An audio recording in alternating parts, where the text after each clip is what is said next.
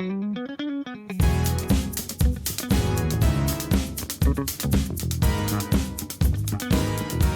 food and life meet, Nomiblow.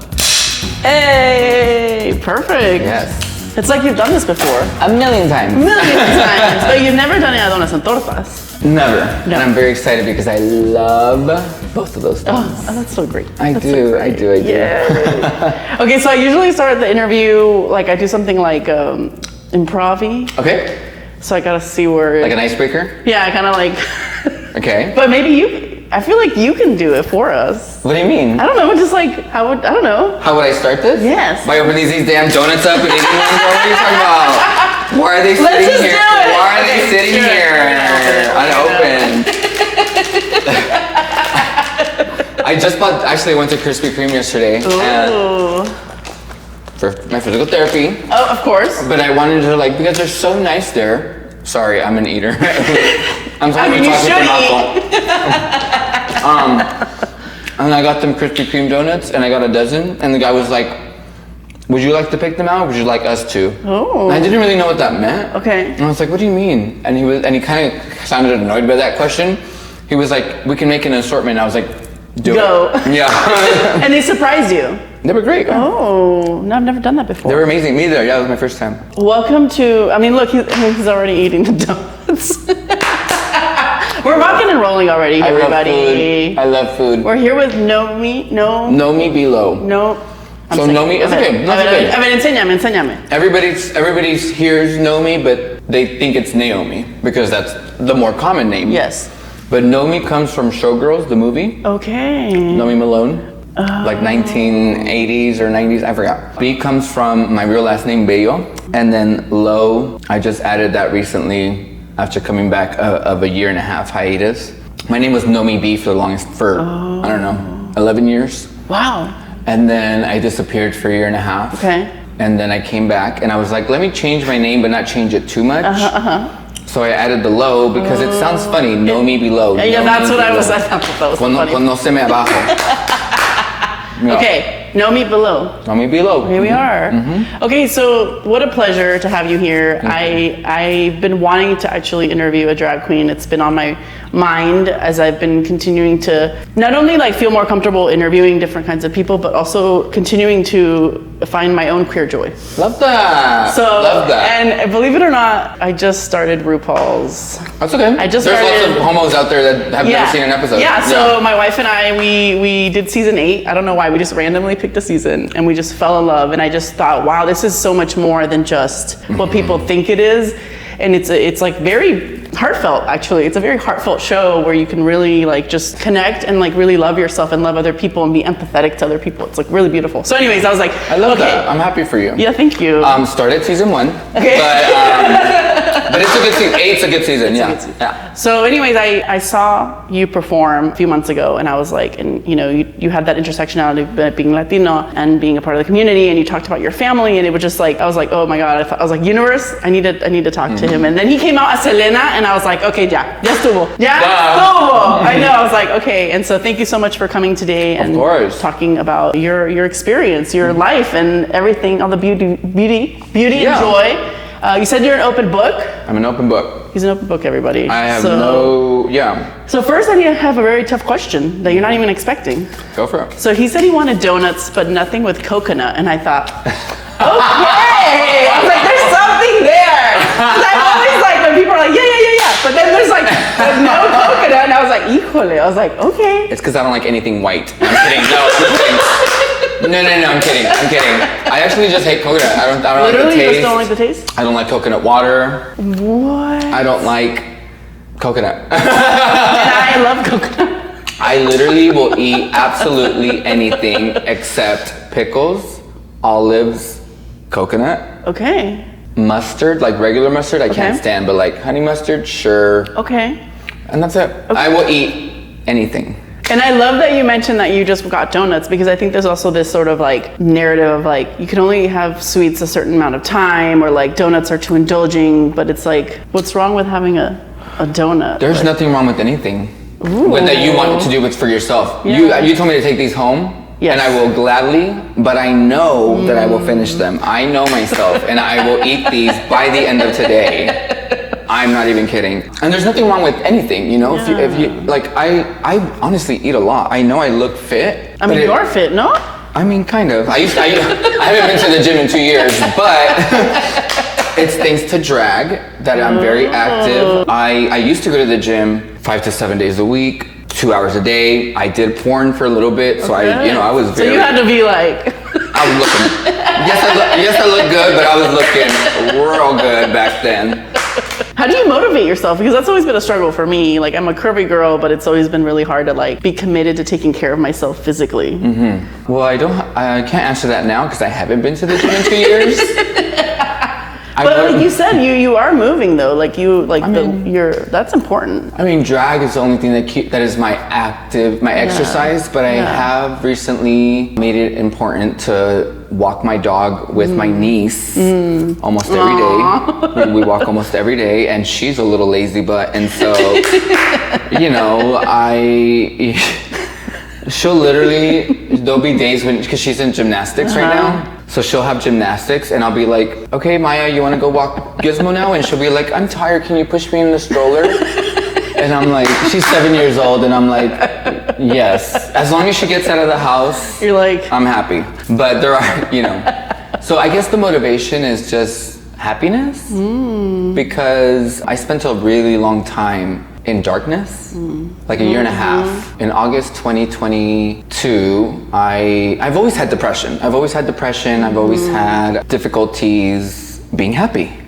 And I didn't realize until August 2022 that it was, you just kind of reflect on your life. And I reflected and I accepted and realized that I was an alcoholic. I was a drug addict, and that 100% is why I've had a hard time being happy my whole life.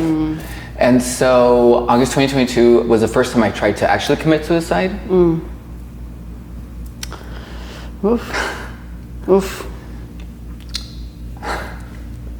May I hold your hand?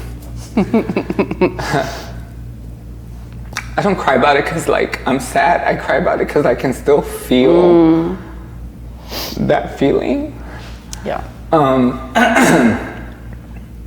So that was the first time that I actually tried it. And I obviously didn't go through with it. And what I instead did was go into isolation. I stopped talking to the whole world.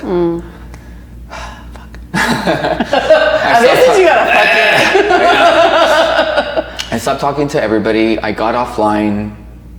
I stayed in my studio apartment by myself for 3 months, eating Pizza Hut, eating McDonald's, eating fucking Cold Stone ice cream. Like, I ate everything because that was the only thing that made me happy at that moment was food. I stayed in my room for 3 months, didn't talk to a single person. My mom, I would message and just let her know I was alive. Yeah. And then because I wasn't working, so when I disappeared, I stopped working, I stopped going to the gym, I stopped everything. And 3 months of not working, I couldn't pay rent. So I had to move back home with my family. Before I moved in, I did tell my parents I am a drug addict, I need help. And of course, my mom being my mom knew something was going on. She was like, I was about to ask you what the fuck's happening. But yeah, it just took a year and a half of me in my own thoughts with my family, getting closer to them. We've always been close, but I definitely got closer. And I came back in January. I mean, my best friend Joe, my first drag daughter Joe, asked me to do a performance with him for a Christmas show he was doing, and I said no. I said no, thank you, because at that point I had decided I was done with drag. At that point I had decided. May I ask why you thought you were done with it? Because I hadn't done it for a year and a half. I hadn't done it for a year and a half. Yeah. In gay culture, in drag culture, there's a lot of alcohol, there's a lot of drugs, there's a lot of that. And so I was trying to focus more on getting a job that stayed away from that. I had actually gotten hired and was training to be a school bus driver for special needs kids, which was like, great, keeps me sober. And in that year and a half, I got sober. In that year and a half, didn't drink. I did have relapses with drugs, but relapse is part of the journey.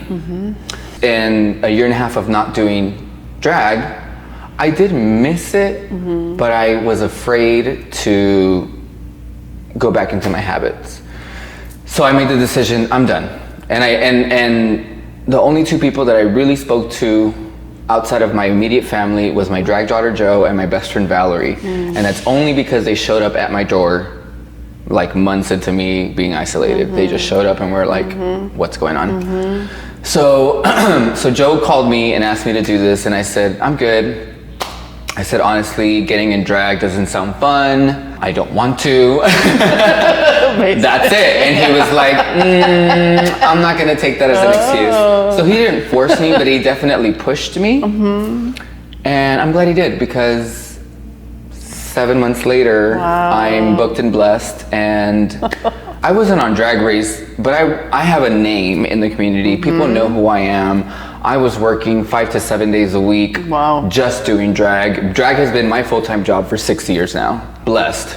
I know that's not, not everybody can do that. Not everybody, I know I'm lucky. I'm very, very lucky and blessed to be able to just do this. And I make fun saying like, I get paid to dress up and be gay.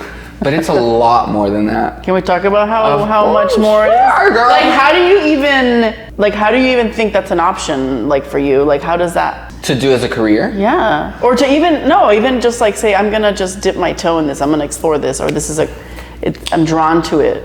Well, for me personally, I grew up doing musical theater. I'm a theater kid at heart.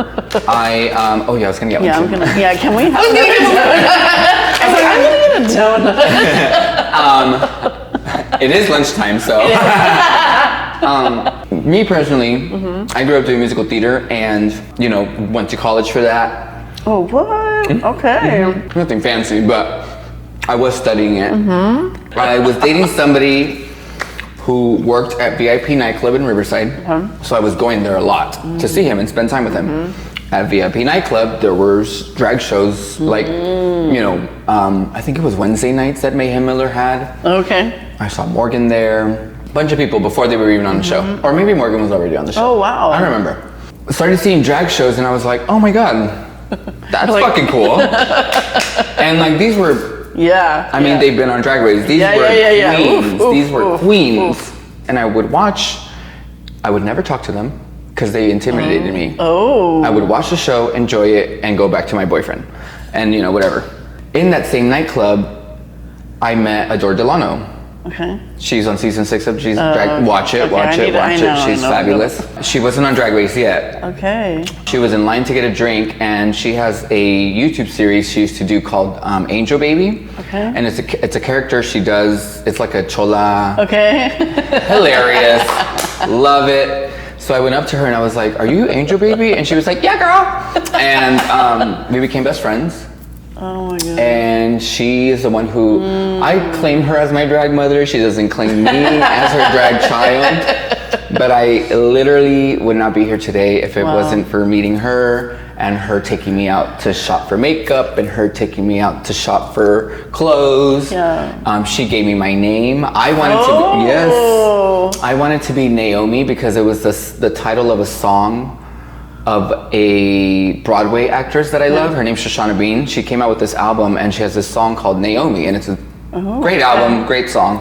And I was like, I want to be Naomi, and she was like, take off the A, be Nomi, because it's from Showgirls, a classic. It's a great, gay movie. Here you are. Yeah, I tried it.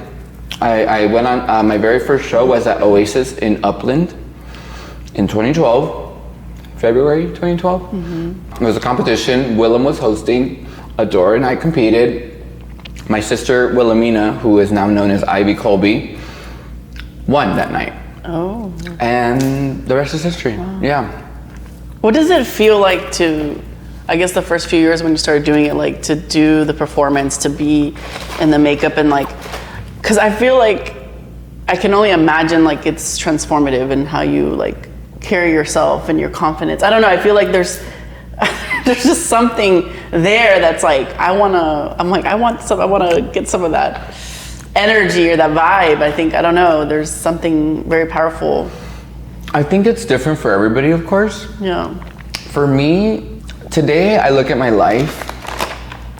My goal was to get on Broadway. I love theater. That's always been my goal. I love musical theater. I think it's magical. To me today, I feel like I have fulfilled that. I'm not on Broadway, but I'm getting to do theater as a career. So that was my like itch, was like when I performed for the first time, I was like on stage, acting, performing. Yes. I sang live on my first time. Wow. And so that's just kind of what I was like, whoa, that was really fucking fun. Yeah. And I got to drink for free. I don't know, like, it was a full package. It was a long process, of course. And that's the thing that people don't understand. And that's the thing that's frustrating nowadays, is that people come into this industry looking gorgeous, wearing beautiful things, but they can't perform. Not that they won't be able to. It's something you have to work on, like anything else, like any other job. It's not, how do I say this? It's like truly a performance though. Like it's a skill. It's a skill you have to learn. Stage presence, audience interaction, spontaneity, like improvising. Like there's so many things that come into play. And you don't have to be great at all of them, but you have to be good. And so people come in and they do one show and they're like, how much are you paying me? And it's like, I didn't get a single dime for 2 years doing this. The first 2 years. What? But back then, that pay wasn't even a thing. Pay wasn't even a question. You did drag because you loved it. Yeah. You know what I mean? Yeah. And back then, there weren't a million shows. And back then, there weren't a million drag queens. Like, it was a different time. Yeah. And not to say that a million queens and a million drag shows aren't great. That's amazing. Yeah. I'm so happy to see drag being accepted and celebrated. But it's just those few little people that just kind of piss me off sometimes. I say I've been doing drag for 12 years, but I was ugly for like 3. Like makeup was not my forte. I didn't even give a fuck about makeup. I cared about my performance. Yeah. And I think that's kind of what carried me or helped me, because people were like, oh shit, this bitch can perform. So believe it or not, in middle school, I was in musical theater. Love. And I don't think I knew I was gay, but I definitely probably knew. I probably knew.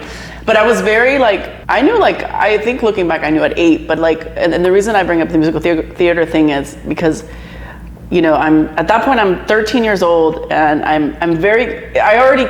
know that I'm different in terms of whatever different is, right? I knew I liked girls, might like girls, and I didn't really know how to manage those feelings and understand how to be a woman. Okay. Being feminine or being, I didn't know how to carry myself when I knew I like women. So what does that make me, right?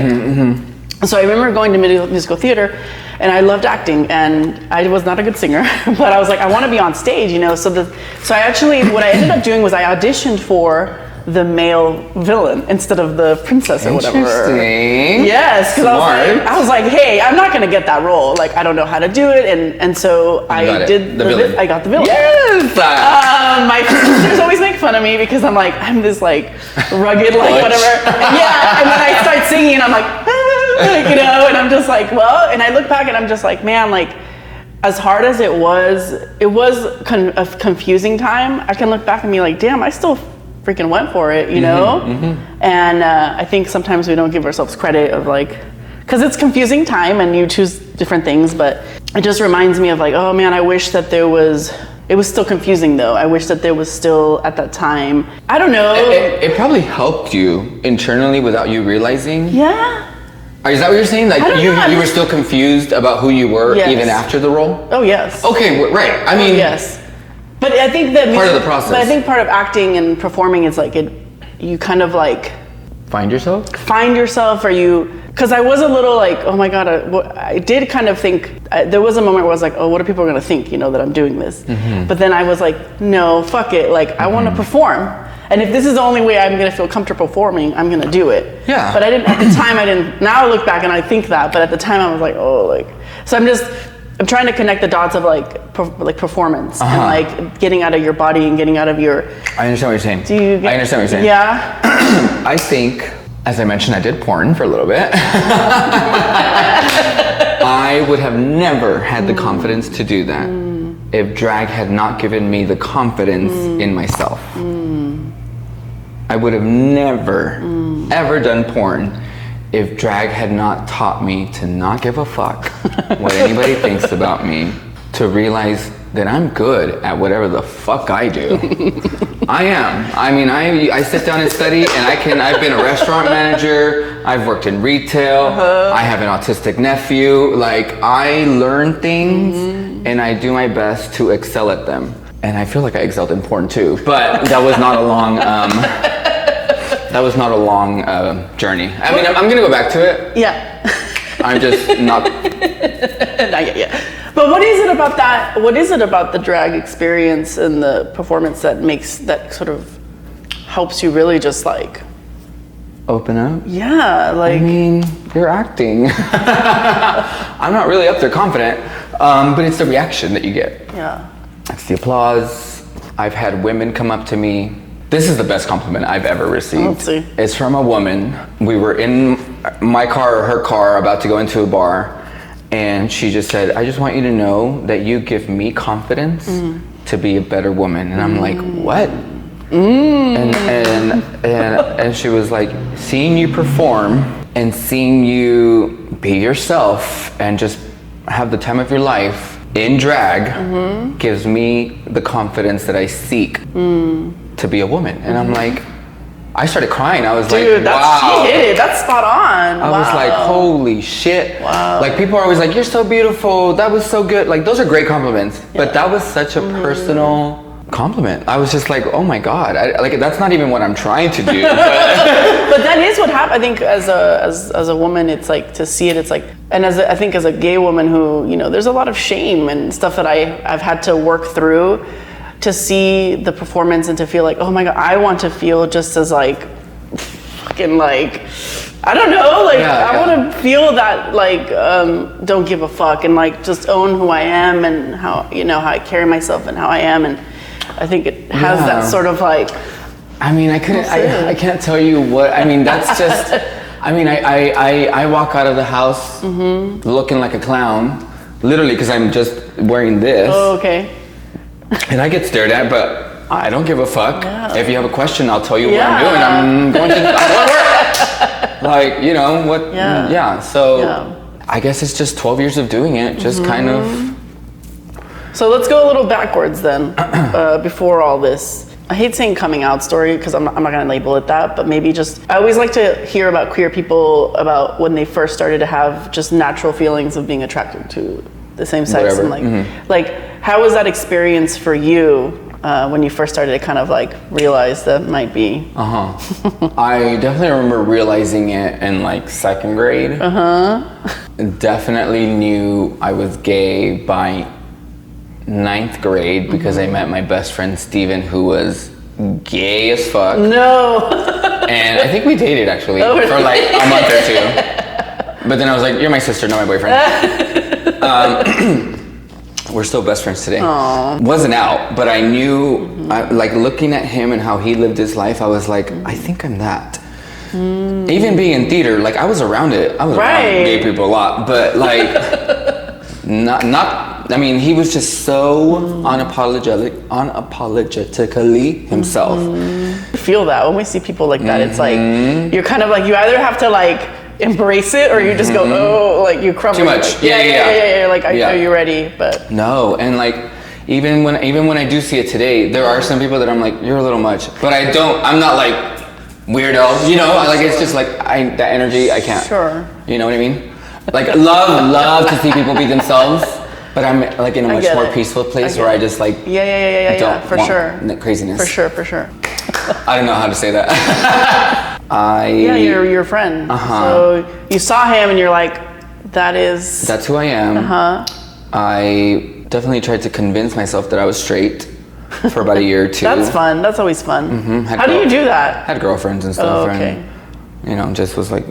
tunnel vision, yeah. And then accepted that I was gay when I was a junior. Told my best friend from middle school. At the time I was not close to my parents or my family. And so I told myself, if David, my best friend from middle school, accepts me for who I am, then I don't give a fuck what anybody else thinks, and I'm just gonna tell the whole world. So told David, he didn't give a fuck. Made a little MySpace bulletin board saying, hey everybody, I'm gay. Did you really? Wow. And then told my mom. She told me not to tell my dad. Of course. My sister told my dad. My sister told my dad on accident. Okay. Saying something like, what, doesn't dad know Furman's gay or something like that? Oh. So that was the whole thing.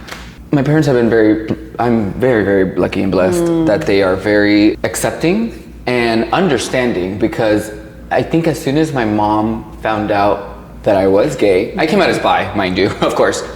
Everybody comes out as bi. Everybody does, literally. But I was like, just kidding, I'm gay.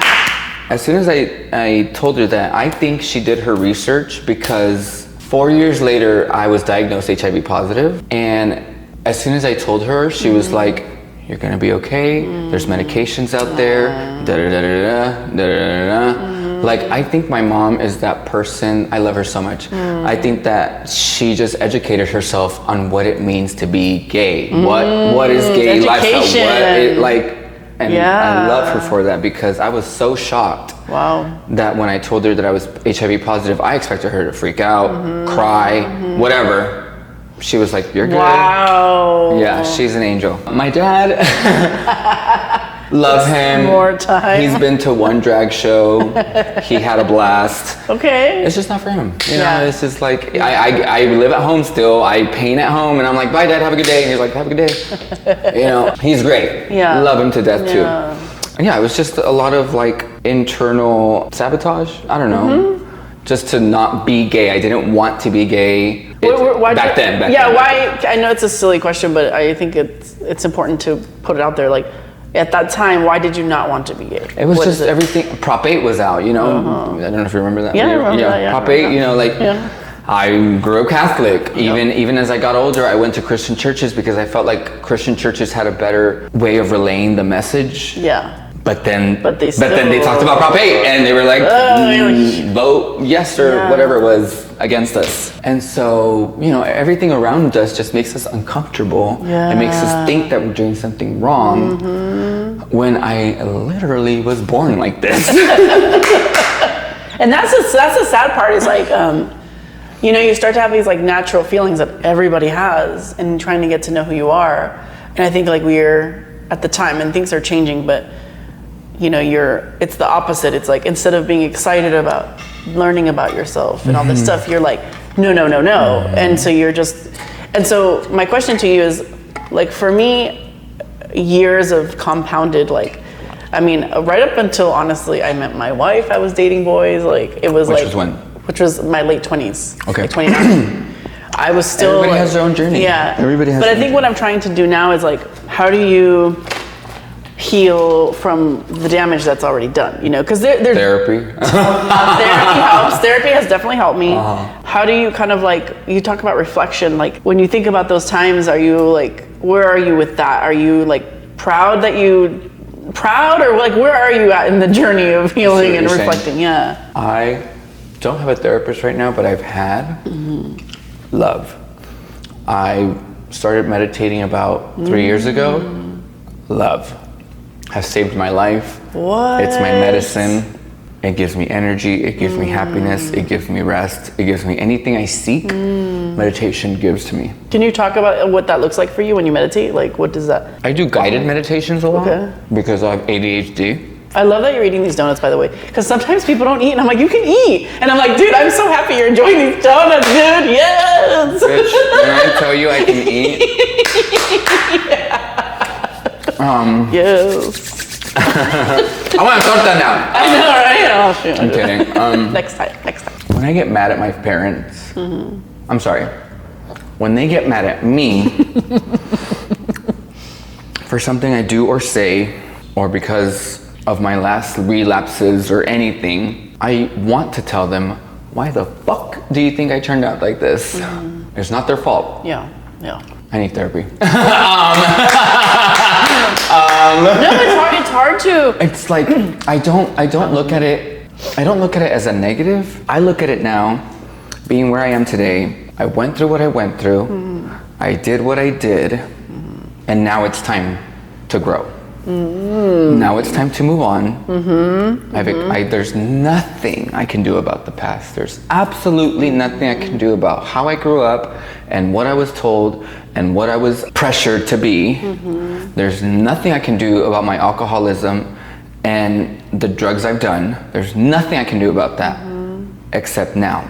Now I meditate. I take care of my nieces and nephew. I text my friends and my family every day, I love you. Wow, that's beautiful. I'm like, you say you need therapy, dude? You're like, it sounds like you're like doing the things. You know that, right? You're doing the things. Yeah. Thank you. No, I know I am, and like because of therapy and because of meditation, like I'm able to do these things. Trust me, I have my moments where I just cry and I let myself cry. What are you thinking about right now? What is it that you're feeling right now? It's happy tears, it's proud tears, it's... Okay.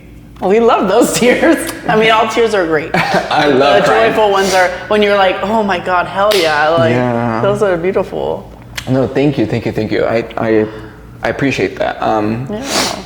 It's like... Yeah, it's just... It's awesome, dude, because it's like, I never thought that I was gonna meet other people like me, like Latinos, being part of the community. Like, I thought I was like gonna be isolated and like just, I didn't want to face my truth and I didn't want to be around people that did, you know? And now I'm come to realize like, man, like the more that I can meet people like you, like, and be honest about our experience, but like be, like support each other and stuff. Like, it's like that's the one regret I have is that like, I wished in my 20s that I, instead of moving away, like, not going towards the community, that I connect, you know, with them, because there's like, I see you and I'm like, dude, like, I wish I would have been there in high school with you and be like, dude, it's okay. I'm like fucking freaked out too, like, you know. But I even had a friend who was bi, and she did. I was like, why didn't you ever tell me? She's Latina too, and she looked. But you know what? I was very Catholic, or so I thought, and I was like, damn, like because of my own like denial, like we could have helped each other, you know. But I know it's all hindsight, but it's like my point is like once you like, that's why these things are important. Yeah. That's why volunteer work, community outreach, all of that, you know. I love seeing kids at drag shows. I hate seeing kids at drag shows because I have to censor myself. But I love. What do you love about it? What do you love about that? Tell us. That they're just there, that they're, you know, granted they're like 3 to 7 usually. I mean, I've seen like non-binary teenagers like love that. They get their parents obviously accept them for who they are. And are exposing them to like, look at how fun life is. Look at how beautiful, like, look at that dude wearing a wig and a dress. Like, how fun, you know? The darkness we may have felt, now there's like, I'm happy to see that there's so much more light in people's lives, both from the individual, like the young person, but also family, parents, like, it doesn't have to be this like, you know, it's like we can all be like, celebrate what it means to be, and honestly, it's like, celebrate what it means to be who you are. And I think that could inspire straight people too, in terms of like, girl, you know. Straight people are so annoying. I love you, mom and dad. Mom and dad and sisters and brother. You know, my brother, when I came out to my family, my twin brother was the last person I came out to, because he was like the black sheep, if you will. But now the irony is like, man, he actually was the only one in my family that when I came out to him, he was like, well, first he was a little shocked. He was like, I didn't know. But then he was like, how can I help you? Like, how can I don't want our cousins to say anything about you. Like, he was just like, what can I do to help you? And it wasn't about them. Because unfortunately with my family, it was like, oh, how is this affecting me and my life? And like, and he did the opposite. And I was like, here it is, somebody who I thought he was a black sheep. It's like, we actually had more in common, you know? And I think that's like... That's why I'm an open book. Yeah, because you nunca sabes.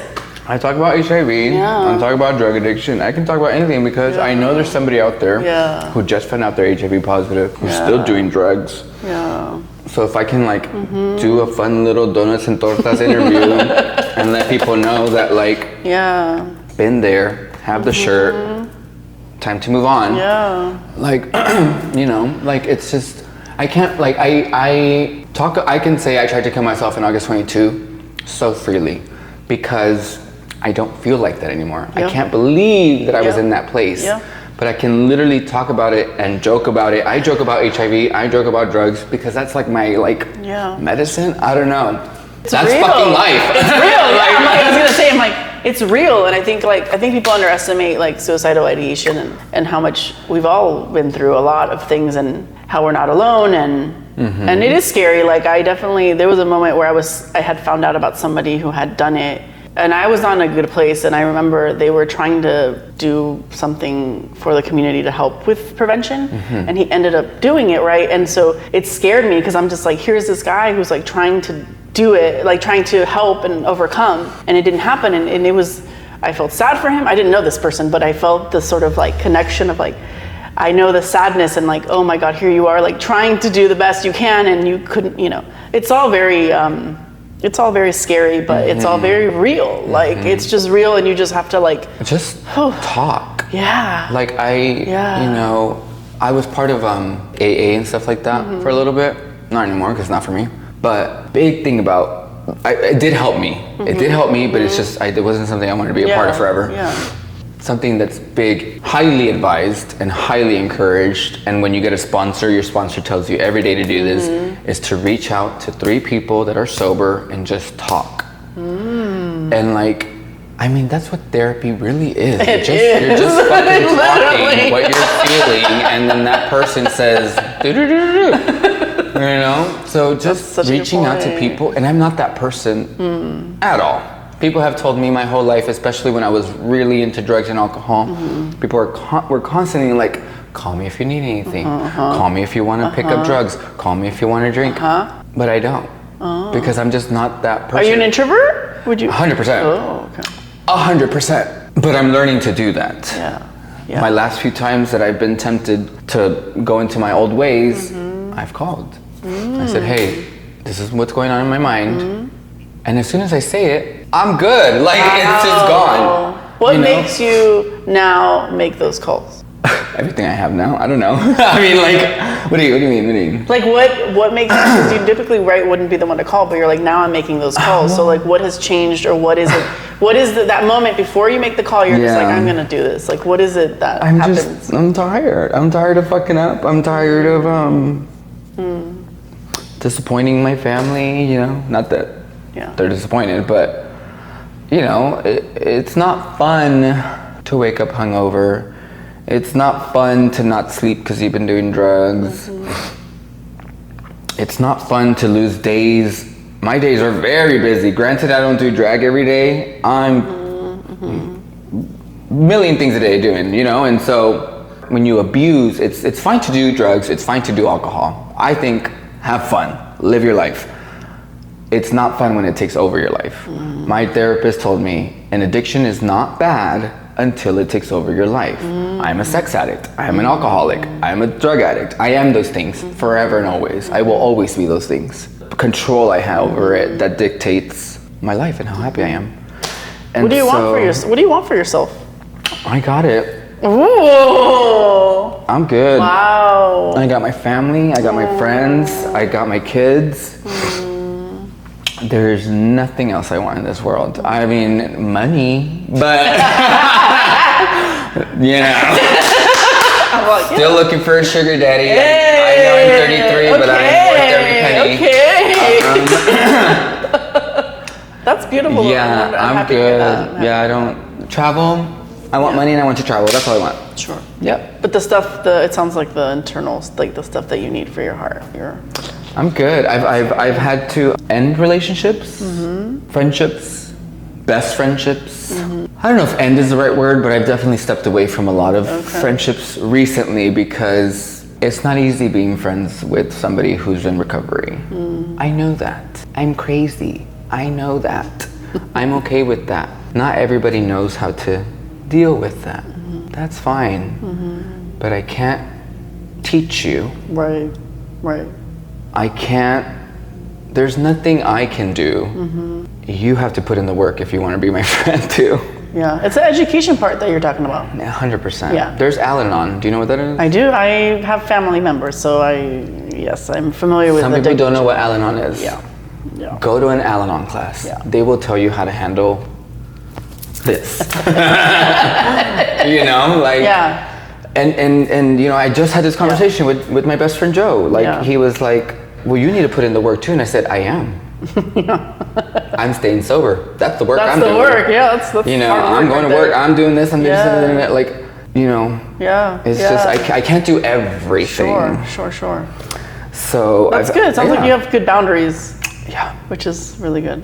I protect my peace at all times. I lose it sometimes during road rage, but very rarely, because even then it's just like that's so much energy to get mad. I don't hate anybody except Donald Trump. I don't. That's about oops. You know, but even him, like I wish him well. That was hard to do. That was very hard to do. That was very hard to do. Yeah, you know, it's energy and peace are very important to me, and so I will do anything and everything to keep them here. Beautiful. Yeah. You know, obviously mental health is a big part of it. We've already been obviously talking about it. It makes sense that it's integrated into this whole conversation. But something that I'm personally on a journey of right now, I am in therapy. Love. And something that I'm struggling, or that I'm aware now, but I'm working on having more self-compassion. Okay. For you, I'm just curious, like when you think of like self-compassion, like what does that mean for you? So real quick, therapy should be for everybody. I know. Therapy is not just for people that are struggling. Therapy should be for happy people. Yes. I mean it. Which is me. I mean, I'm happy, I'm great, but I still need that like a little bit of like, it's they help you look at things in a different perspective that you will never think of looking at. And that's what I love about therapy. Yeah. Like doing drag? Or what do you mean? Like exactly. Because here's the thing, that's actually my point, is like, Okay. I think people think self-compassion, they're like, is it self-love? It's not. And what I'm learning is that doing the things you love. well, yeah, and being there for yourself, and being like the friend that you are to other people, like be that to yourself. Because we don't do that. We think we do sometimes. Like We're like, yeah. We give advice, but we never take it ourselves. Yeah. A lot of people do that. I do that myself. That's a hard one. It is, and it's that's a hard one. It is a hard one, because it's like, why don't we practice what we preach? Practice what we preach, and really like actually give ourselves the love that we give other people. Like really that love, like the gentleness, like for me, for example, it's the self-talk, the sabotage. It's like I'm so quick to be there for someone else, but then when something's going on with me, I'm like negative. Don't call anybody. Yeah, like just so hard on myself, and I'm just trying to figure out why am I so damn hard on myself. Because you were brought up that way, and I mean, right? We're a product of our environment. Yeah. I really, really, really, really highly recommend not a year and a half of isolation, but some alone time. I love doing things alone. I love going to the movies alone. I love hiking alone. I love camping alone. I've traveled alone. One of the best trips I've ever had was to Denver for my 26th birthday. I went by myself and I hiked the mountains for 4 days. Wow. I stayed the night at my friend Akira's house because she lives over there. But besides spending the night with her and having good nights with her, the whole day for 4 days I hiked mountains. Wow. It was the best trip I ever had in my life. Oof. Yeah. That alone time, Yeah, I really think alone time is precious, and I know it's hard. And I mean like no phone. Yeah, like alone. Yeah, like watch a fucking movie. Like just be by yourself. Yeah. Watching something you love or doing something you love or no eating whatever. Yeah. You know, because I think you just get like a lot of clarity.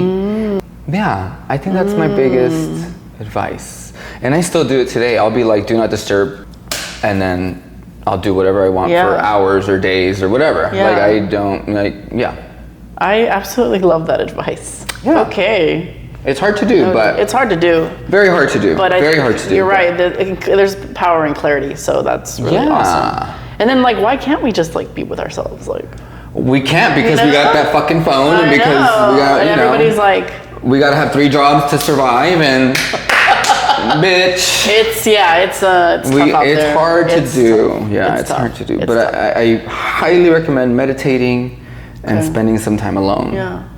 And people, and I say, I mean, people, mental health is a big topic of discussion nowadays. Yeah. And people always ask, like, what do you do? And I say meditation, and I'm like, I can't do that. And I'm like, yes, you fucking can. Let's hear it. Yes, you can. Let's go. I have ADHD. I'm a drug addict, alcoholic. My mind goes like this 24/7. You can meditate. You can learn. I did the Calm app. I bought it. I don't have it anymore because I'm not rich. No. I bought the year, and my therapist didn't recommend for me to do it, but she kept talking about it. She kept talking about the Calm app, and I was like, let me give this bitch a try. So I downloaded it, and they have a 30-day how to meditate session. 30 days, 10 minutes a day. 10 minutes a day is all it takes. 10 minutes a day for 30 days. It teaches you how to meditate. I did that, and then I went back to day 1, and I did it again. Whoa. So I did 60 days of how to meditate. Wow. Yeah, and it's not that I am the world's best meditator, but I know how now. And so that's why when people say, I can't do it, I'm like, yes you can, bitch. Yes, you fucking can. You are bringing up a very important, I'm so happy you covered that, because it's true. And I'm one of those bitches. Like, I'm like, I can't, it's not for me. My mind, I can't focus. I get it. I'm the same way. Nope. But you can. You can. And when I've been actually guided, when you're forced to do it in a certain setting or whatever, you actually can meditate. Have you done yoga? I've done yoga, yeah. That's meditation. That is meditation. That is meditation, actually. Girl, hiking in the mountains is like there's so many forms of meditation. It's just get off your fucking phone and just focus on your breath. Like the point of meditating is to not think. That sounds scary, but that's what meditating is. You don't think. You don't think about your laundry. You don't think about what's for dinner. You don't think about this bitch at work that pissed you off. You don't think about shit. You think about breathing. That's it. And it sounds simple, but it's hard, and I know that, but it is absolutely 100% achievable. I'm like breathing right now. I'm like, I feel like you're just gonna lead a meditation right now. Bitch, I can do it. No, I meditate while driving. I'm just like. Do you really? Absolutely. Oh, that's a great idea. Absolutely, I meditate while driving because driving gives me anxiety and I have horrible road rage. Not anymore. Oh, okay. But I'm just like. No, I meditate every day, different ways throughout the day. Taking notes, everybody? I'm taking notes. Hey. I'm trying to do this thing at the end of each interview and see if you want to ask me a question. When did you know your wife was the one? What was the moment? What was the line? What was the activity? Was it a sex thing that she did and you were like, oh, this bitch does this good? What was it? Well, there are 2 moments that come to mind. Okay. We had been going on dates, but it wasn't like we weren't sure if they were dates or we were just like hanging out. And then we finally kissed, and I remember we were sitting in the backseat of my car. There was some kissing. Sure. But we stopped and we just started talking, and she held my hand, and I always remember that moment because it felt, I don't know, it was like genuine. I felt like, wow, let my guard down. I can feel like I can already trust this person. And I hadn't felt that way in a long time. I was like, what? I was like, oh shit, you know? I was like, it was exciting. So I always remember that moment. Love that. Yeah. Just the hand. Just the hand. Love that. The hand. Yeah, that's it. And then another moment, this must have been actually a few months later, we were in her room and we were building like a fort. So she was her idea. It was like there were lights and the whole, and you camped inside? We camped inside. Well, in her room, yeah. Right. But I remember like we were laying and we were just laying. It wasn't nothing crazy here, okay? But I just remember. Boring. I'm just kidding. I know, right? Okay. Well, I was like, we were like hugging or whatever, and I just remember like looking down at her and just looking at her and being like, holy shit, I am in love with this person. And it was just like, I hadn't felt that way in a long time, right? When they were like, but it felt different. It felt like there's, I mean, I don't know, it just felt like not toxic. Yeah, so that's always nice. Yeah. It just felt like, and she ultimately has been like more home to me than even my own home. What has happened now since then. So, and I think it goes back to the trust, to like the genuineness of like when she held my hand and just what we had built, even in just getting to know each other. It was just like, yeah, she just never has, surprisingly or not, she's never like criticized me on the things I don't like about myself. You know, like she just like loves me, all about me, and that's pretty cool. I love that. So I love that. Thank you. Good question. That's amazing. Yeah. How long have you been married? Well, we've been together 8 years. Okay. But we've been married. It's going to be 2 years in November. Yeah. Love that. That's awesome. Good question. Yeah. What about you? Are you single as fuck? Oh, okay. When you have been in love, like how do you know you're in love? I'm not really a relationship kind of person. Or how do you know you're like feel deep, like it's more than just having fun or There whatever? is this one guy that I am still deeply very much in love with. Aww. He's just going through like his own life and I just don't have time to be there for him. But it was the fact that best sex I've ever had in my life, ever, to this day. To this day? To this day. Dang. I mean, we met like 2 years ago maybe. Oh, okay. Best sex ever. But after the first day we met, I'm gonna get real personal. The first day we met, we had sex. Okay. Day went by, we had sex at the end of the day. So we had sex twice. Okay. After the second time, we were naked in his apartment and I just started talking about what I was going through in my life. This was during my isolation. So I guess I wasn't fully isolated. I was like, oh, I still had to take care of myself. I was, during my isolation, so I was going through everything that I was going through. And at the time, I hadn't cried in months, which was really weird to me because I would put on movies that I would always cry to. I would listen to songs that I would always cry to, and I just couldn't cry. And that night, talking to him for 2 hours, just talking on the floor, I cried. Oof. Yeah, and there's like a vulnerability there. It was weird, man, because like, yeah, and we tried dating, and we tried dating twice, and he's just like, I don't know what's wrong with him, but well, timing. I hope he figures it out. It's also timing. I think timing has a lot to do with the. I'm completely not talking to him right now because I'm protecting my peace. Yes. But I There's a definitely connection think there, yeah. there's something there, and I know he knows too, and I know he feels it too. But there's something in here for him that's not allowing him. So yeah, but there's just. But how cool though that you can like. I know what I like and I know what I want, and I'm a very good reader of energies. It's not that I don't want a relationship, it's just that I'm not gonna waste my time. Yeah, nor should you. If you're not, and I don't need the full package. I don't need you to have money, I don't need you to have what do you need? everything. What do you need I just then? need a fucking sane person who makes me laugh. Okay, yeah. I think that's pretty standard. Yeah. You know, I don't think my standards are high. I'm pretty easy to get in bed with. But you can't compromise your truth when you're in relationships. Like you have to be who you are, and if it doesn't bode well, like ni modo, like Because then you're gonna change yourself for someone else and vice versa. Never that. And that's just never that. That's what happens that's when shit goes bad. Never, I will never change myself, and I would never try to change somebody else because that's just not fair. So I didn't know I don't really date. Okay. My longest relationship in 33 years of living is 11 months. Okay, that's still almost a year. I mean, do you want so as queer people, like, what do you think about kids or having kids? Love them. I want them. Oh, Even if it's by myself. hell yeah. Yeah. I've been wanting to be a father since I was 9. What? Yeah. Since I was 9, I was like, I can't wait to have kids. What is it at 9 that you wanted to do? I think taking care of my siblings. I don't know. I don't know why, but I remember being 9.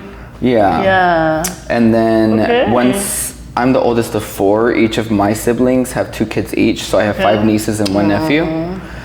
And seeing them, I was like, never mind, I don't want kids. But within the last... I thought you were going to say the opposite. Yeah, no. I'm like, not for me. But then the last year or 2, I want kids again. I get baby fever a lot. I think it's because my nieces and nephew are getting older, and I'm like, this is... You like that era. This is what parenting is. This is the best part about parenting. Oh, wow. And yeah, so luckily for me and us as queer people, we don't get pregnant fast. Yeah, we have to be very intentional. Yeah, exactly. So maybe I'll do it when I'm 60. I don't know. I mean, for men especially too, we don't have that luxury, but Right. we are actually working on it. Work. Yeah. Love that. Maybe at the end of the year. Love that. We shall see. But that's yeah, amazing. Yeah, and I actually didn't want to be a mom. Ever? No, Really? until last year, Till where you it met was her? like Or I met her, but also my healing and just being like, wait, like why can't Life I is be a beautiful. mom? Life is And beautiful, yeah, yeah. and I'm like, oh my god, that would be the most beautiful relationship to have. I just and now you can't unsee it. And that baby fever is real. Real. I see girls with their strollers, and I'm just like, what kind of stroller is it? Like what, you know, like, oh, and then they're just like talking to their baby, and I'm just like, oh my god, yeah. You don't have it's a nieces thing. or nephews? I do. Oh, nice. I do, Yeah. and that's where I was like, oh, I thought I had my fill by being there for them, but it's no. Same, yeah. I'm like, and I would joke like, oh, I got kids already. Like, Right. But no, I want mine. Well, I wish you all the love and luck. Oh, thank you, my love. Hell yeah. This was so fun. Oh, This thank was you. So fun. Thank you so much. Thank you. Yeah. I'm so happy you had fun. That's I very did. important. And I I'm know I'm a full. stranger. I know I'm kind of a stranger, but No, but, yeah. Like, yeah. Now we're not. Now we're not. Yeah. Know me below. Know me below. Know me below. Know me below. That's a wrap. That's a wrap on Know Me Below.